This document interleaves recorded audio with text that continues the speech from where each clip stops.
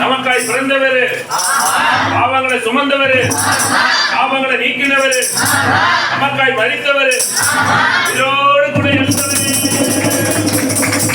அவர் யார் யார் யார் தெரியுமா? அவர் யார் யார் யார் தெரியுமா? அவர் யார் அவர் யார் அவர் யார் இயேசு. அவர் யார் அவர் யார் அவர் யார் இயேசு. அவர் யார் அவர் யார் அவர் யார் இயேசு. அவர் யார் அவர் யார் அவர் யார் இயேசு. நமக்கு ஒரு பாலகன் பிறந்தார், நமக்கு ஒரு குமாரன் கொடுக்கப்பட்டார். கர்த்தத்துவம் அவர் தோளின் மேல் இருக்கும்.